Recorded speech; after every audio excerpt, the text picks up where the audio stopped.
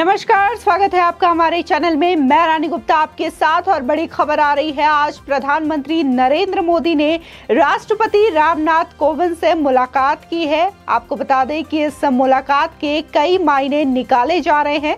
इसी के साथ ही बता दें कि प्रधानमंत्री नरेंद्र मोदी ने जिस तरीके से विपक्षी पार्टियां लगातार अग्निपथ योजना को लेकर के युवाओं को बरगलाने का काम कर रही है और लगातार इसका विरोध दर्ज करा रही है, तो इस बात पर उन्होंने निशाना साधा है और ये कहा है कि हम कोई भी अच्छी इच्छाओं के साथ कोई भी योजना लेकर के आते हैं तो वो राजनीतिक प्रपंचों में फंस जाती है और उसकी राजनीतिक दुर्दशा हो जाती है। आपको बता दें, इसी के साथ ही प्रधानमंत्री नरेंद्र मोदी ने दिल्ली स्थित प्रगति मैदान में इंटीग्रेट परियोजना का लोकार्पण किया है। आपको बता दें कि ये परियोजना 900 से भी अधिक करोड़ की लागत में बन करके तैयार हुई है। आपको बता दें, अग्निपथ योजना पर मचे बवाल के बीच प्रधानमंत्री नरेंद्र मोदी ने राष्ट्रपति रामनाथ कोविंद से राष्ट्रपति भवन में मुलाकात की है। इसी के साथ ही राष्ट्रपति रामनाथ कोविंद का कार्यकाल 25 जुलाई को खत्म हो रहा है। वहीं इस मुलाकात को शिष्टाचार मुलाकात बताया जा रहा है, लेकिन होने वाले राष्ट्रपति चुनाव के दौरान पीएम की मुलाकात को खास माना जा रहा है। बता दें कि राष्ट्रपति चुनाव को लेकर नॉमिनेशन की प्रक्रिया शुरू हो चुकी है और 18 जुलाई को राष्ट्रपति का इलेक्शन होना है और इसके नतीजे 21 जुलाई को सामने आ जाएंगे। आपको बता दें, राष्ट्रपति चुनाव को लेकर के लगातार बीजेपी और इसी के साथ ही विपक्षी पार्टियों में खलबली मची हुई है और लगातार जो विपक्ष की तमाम पार्टियां हैं वो सब मिलकर के एक उम्मीदवार को तय कर रही है। लेकिन जहां 16 जून को बैठक की गई थी ममता बनर्जी के द्वारा, तो अभी भी कोई भी नाम डिसाइड नहीं किया है। इसी के साथ ही 16 जून को हुए बैठक में ममता बनर्जी ने विपक्षियों को 2 नाम सजेस्ट किए थे, जिनमें से एक फारूक अब्दुल्ला रहे और दूसरे गोपाल कृष्ण गांधी रहे थे। लेकिन जहां देखने को मिला कि फारूक अब्दुल्ला जो है वो पीछे हट गए हैं राष्ट्रपति उम्मीदवार चुनाव से और उन्होंने कहा है कि कश्मीर को उनकी ज्यादा जरूरत है। इसी के साथ ही जहां एनसीपी के चीफ शरद पवार का भी नाम लिया जा रहा था और बार बार ये कहा जा रहा था कि वो राष्ट्रपति चुनाव के उम्मीदवार बन सकते हैं, तो उन्होंने भी सीधे तौर पर इससे मना कर दिया है। लेकिन अभी भी जो तमाम दांवपेच है वो यही है विपक्षियों का कि इस बार उम्मीदवार के लिए किसे चुना जाएगा। हालांकि 21 जून को एक बार फिर से राष्ट्रपति उम्मीदवार के रूप में तय करने के लिए विपक्षियों के द्वारा बैठक बुलाई गई है और इस बैठक में हो सकता है कोई डिसीजन लिया जाएगा। इसी के साथ ही जहां नॉमिनेशंस की प्रक्रिया है तो वो भी शुरू हो गई है। तमाम जो लोग हैं वो लगातार जो विपक्ष की पार्टी के नेता हैं और इसी के साथ ही राष्ट्रपति उम्मीदवार के लिए जो कैंडिडेट है वो अपना नॉमिनेशन करवा रहे हैं, क्योंकि 18 जुलाई को राष्ट्रपति चुनाव होना है। इसी के साथ ही बीजेपी के राष्ट्रीय अध्यक्ष जेपी नड्डा और डिफेंस मिनिस्टर राजनाथ सिंह को भी ये जिम्मेदारी सौंपी गई है राष्ट्रपति चुनाव को लेकर के कि वो तमाम विपक्षी पार्टियों को लगातार कांटेक्ट करें और उनका उम्मीदवार कौन होगा इस नाम पर भी उनकी राय मांगे। आपको बता दें, जहां ये जिम्मेदारी डिफेंस मिनिस्टर राजनाथ सिंह को सौंपी गई है तो बाकायदा इस जिम्मेदारी को निभाते हुए दिखाई दे रहे हैं और उन्होंने तमाम जो विपक्ष के लीडर हैं उनको कॉल किया है। इसी के साथ ही उन्होंने ममता बनर्जी समेत उद्धव ठाकरे को और नवीन पटनायक, नीतीश कुमार जैसे तमाम नेताओं को कॉल करके उनसे राय जानी है कि उनकी ओर से राष्ट्रपति का उम्मीदवार कौन होगा।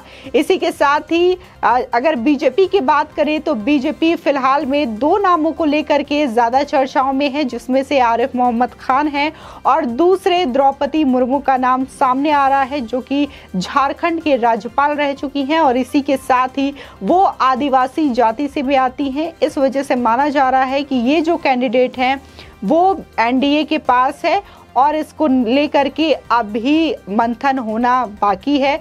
ऐसी भी उम्मीदें जताई जा रही है कि नामों के अलावा कोई तीसरा नाम भी हो सकता है, यानी कि तीसरे उम्मीदवार की भी एंट्री हो सकती है। जिस तरीके से ये जो मुलाकात हुई है राष्ट्रपति के साथ प्रधानमंत्री नरेंद्र मोदी को, उसको लेकर के यही कहा जा रहा है कि या तो जिस तरीके से देश में बवाल हो रहा है अग्निपथ योजना को लेकर के, उससे ये बातचीत की गई होगी राष्ट्रपति और प्रधानमंत्री के बीच इसकी बातचीत हुई होगी, या फिर जिस तरीके से राष्ट्रपति इलेक्शन होने वाले हैं इसके मद्देनजर भी ये मुलाकात अहम मानी जा रही है। हालांकि जो लोग हैं, जो पार्टी के लोग हैं, वो ये कह रहे हैं कि राष्ट्रपति से प्रधानमंत्री की ये मुलाकात बस शिष्टाचार भेंट है, क्योंकि 25 जुलाई को राष्ट्रपति रामनाथ कोविंद का कार्यकाल खत्म होने जा रहा है। आपको बता दें, इसी के साथ ही जहां तमाम राज्यों में अग्निपथ योजना को लेकर के तमाम तरीके की सियासी उथल पुथल देखने को मिल रही है। लगातार विपक्षी पार्टियों के द्वारा युवाओं को बरगलाने की कोशिश की जा रही है। इसी के आधार पर जहां जंतर मंतर में आज कांग्रेस पार्टी ने भी प्रियंका गांधी के नेतृत्व में अपना विरोध दर्ज कराया। तमाम तरीके की जो बयानबाजी है वो तमाम नेताओं के द्वारा दिए जा रहे हैं। तो इस पर अब प्रधानमंत्री नरेंद्र मोदी ने भी अपनी प्रतिक्रिया दी है। दरअसल पीएम ने विपक्षियों पर निशाना साधते हुए कहा कि अच्छे इरादों के साथ लाई गई योजनाएं राजनीतिक दुर्दशा में फंस जाती है। आपको बता दें कि उन्होंने इससे पहले भी कई योजनाएं लाई थी। सबसे पहले उन्होंने नोटबंदी, इसके बाद जीएसटी और इसके बाद वो कृषि कानून लेकर के आए थे जिसको विरोध का सामना करना पड़ा। इसी के साथ ही केंद्र सरकार ने सीए और एनआरसी को लेकर भी योजना लाने की बात कही थी, लेकिन इसको लेकर भी कई तरीके का आंदोलन किया गया था। फिलहाल के लिए इसको स्थगित कर दिया गया है, सीएए और एनआरसी को, लेकिन कृषि कानून को भी प्रधानमंत्री मोदी ने इस तरीके से आंदोलन होता देख वापस ले लिया था। लेकिन अब जब अग्निपथ योजना आई है तो इसको भी लेकर के लगातार विरोध दर्ज कराया जा रहा है, जिसके बाद प्रधानमंत्री ने ये प्रतिक्रिया दी है और कहा है कि कोई भी अच्छी योजना यदि हम लाते हैं जो कि अच्छे इरादों से होती है, लोगों के भलाई के लिए होती है, जनता के कल्याण के लिए होती है, तो वो इसी तरीके से राजनीतिक दुर्दशा का हिस्सा बन जाती है। तमाम विपक्षी पार्टियां इसको लेकर के सवाल खड़ा करने लग जाती है। ये प्रधानमंत्री नरेंद्र मोदी का कहना है। इसी के साथ ही पीएम ने प्रगति मैदान में ट्रांजिट कॉरिडोर परियोजना की मुख्य सुरंग और 5 अंडरपास का उद्घाटन किया। यह परियोजना प्रगति मैदान रीडेवलपमेंट प्रोजेक्ट का एक अभिन्न हिस्सा बताया जा रहा है। इसके अंडरपास को राष्ट्र को समर्पित किए जाने के कार्यक्रम के दौरान पीएम मोदी एक जनसभा को भी संबोधित किया। बताया जा रहा है कि इस इंटीग्रेटेड ट्रांजिट कॉरिडोर परियोजना की कुल लागत 920 करोड़ रुपए से अधिक की आई है। साथ ही प्रधानमंत्री की ओर से जारी एक प्रेस रिलीज में कहा गया है कि 920 करोड़ रुपए से अधिक की लागत से बनाई गई ये इंटीग्रेटेड ट्रांजिट कॉरिडोर परियोजना पूरी तरीके से केंद्र सरकार द्वारा वित्त पोषित है। इस परियोजना का मुख्य उद्देश्य प्रगति मैदान में आयोजित होने वाली विश्व स्तरीय प्रदर्शनी और कन्वेंशन सेंटर तक लोगों को आसानी से पहुंचने में मदद मिलेगी। बता दें, पीएमओ की विज्ञप्ति में बताया गया है कि इस परियोजना के तहत बनाए गए अंडरपास में smart fire management, modern ventilation और automated water drainage system, digital रूप से संचालित सीसीटीवी कैमरे और सुरंग के अंदर सार्वजनिक अनाउंसमेंट सिस्टम जैसी सुविधाएं भी होंगी। आपको बता दें कि प्रगति मैदान में इंटीग्रेटेड ट्रांजिट कॉरिडोर परियोजना की मुख्य सुरंग और 5 अंडरपास से अब प्रगति मैदान में आयोजित होने वाली किसी भी प्रदर्शनी में आयोजक और विजिटर्स आसानी से पहुंच पाएंगे।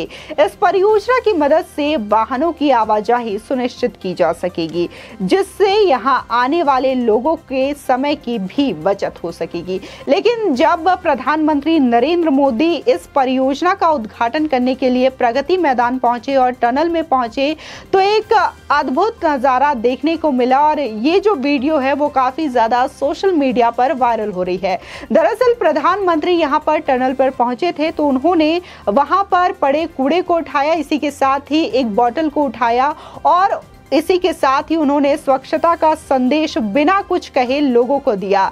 आपको बता दें कि ये जो वीडियो है तमाम सोशल साइट्स पर सुबह से ही वायरल हो रही है और ऐसा कहा जा रहा है कि देश के सर्वोच्च पद पर आसीन व्यक्ति जब इस तरीके से स्वच्छता का ख्याल रखता है और बिना किसी भेदभाव के, बिना अपने पद की गरिमा को इस तरीके से देखे हुए वो स्वच्छता पर बल देता है, स्वच्छता पर ध्यान देता है, तो लोगों को भी ध्यान देना चाहिए और आसपास इसी तरीके से स्वच्छता को बनाए रखना चाहिए। आपको बता दें, ये पहला वाकया नहीं है जब प्रधानमंत्री ने इस तरीके से स्वच्छता का अलख जगाया हो। इससे पहले भी प्रधानमंत्री मोदी ने अपने संसदीय क्षेत्र वाराणसी के 80 से खुद कुदाल लेकर वहां से स्वच्छता अभियान की शुरुआत की थी और तब से ये जो स्वच्छ भारत अभियान है उसको लेकर के लोगों में अलख जगी और ये स्वच्छता अभियान अभी तक निरंतर जारी है। आपकी इस खबर पर क्या राय है, हमारे कमेंट सेक्शन में जरूर बताएं।